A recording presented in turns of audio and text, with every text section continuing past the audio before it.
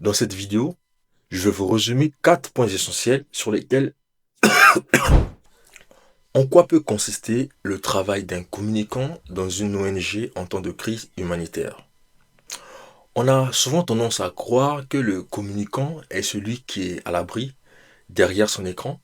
Pourtant, on oublie souvent qu'en temps de guerre, en temps de catastrophe, il est celui qui transforme l'urgence terrain en une mobilisation mondiale. Sans stratégie pensée et préparée, il est difficile que l'aide puisse décoller.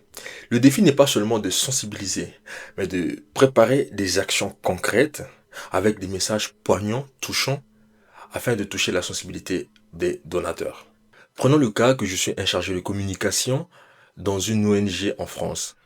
Dans cette vidéo, je vais vous résumer 4 actions essentielles, sinon 4 étapes essentielles sur lesquelles un chargé de communication travaille en temps de crise. 1. La veille. Avant qu'une crise ne survienne, les ONG font un travail de veille, un travail de fond afin de surveiller les indicateurs économiques, politiques, sanitaires, afin de vérifier, sinon de confirmer l'éligibilité d'intervention pour lancer la demande de financement auprès des donateurs. Cela veut dire que l'ONG pour laquelle je travaille, par exemple, aura déjà toutes les données possibles parmi ce que je venais de citer qui présageaient une éventuelle crise. 2. Évaluation des besoins. Une fois que la crise est confirmée, généralement, mon ONG est censé envoyer des équipes sur le terrain. Question de pouvoir collecter des données chiffrées qui vont être envoyées aux équipes qui sont restées en France, par exemple. Ces données peuvent être le nombre de personnes blessées, les personnes touchées, le dispositif sanitaire existant, etc. Prenons le cas, par exemple, de la guerre qui oppose la Palestine à l'Israël. Je vais vous montrer la campagne de collecte de fonds lancée par l'ONG Médecins sans frontières qui parle de toutes ces données chiffrées que je venais de vous faire mention. Le cessez-le-feu à Gaza ne met pas fin aux souffrances extrêmes de 2 millions de personnes. Juste plus en bas, on voit 1700 personnes, 1700 professionnels de santé ont été tués. Plus de 16 500 patients, dont un quart d'enfants, sont enregistrés par l'Organisation mondiale de la santé et attendent une évacuation. Au moins 740 patients, dont 137 enfants, sont déjà en attendant. Chaque jour d'inaction politique coûte des vies. Bon, ici, vous verrez que ces données-là servent de preuve pour la légitimité de demande de fonds auprès des donateurs.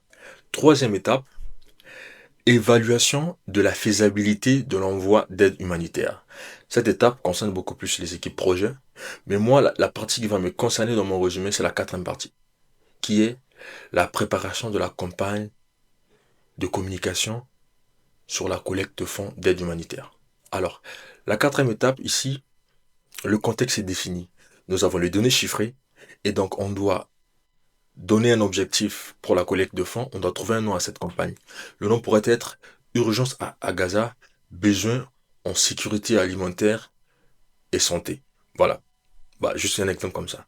Maintenant, les actions clés qui pourront être menées, parce qu'on pourra avoir une campagne qui est purement digitale et une campagne qui est axée sur le offline. Parmi les actions que nous pourrions déployer pour cette campagne, là je vais plus m'étaler sur une campagne beaucoup plus digitale.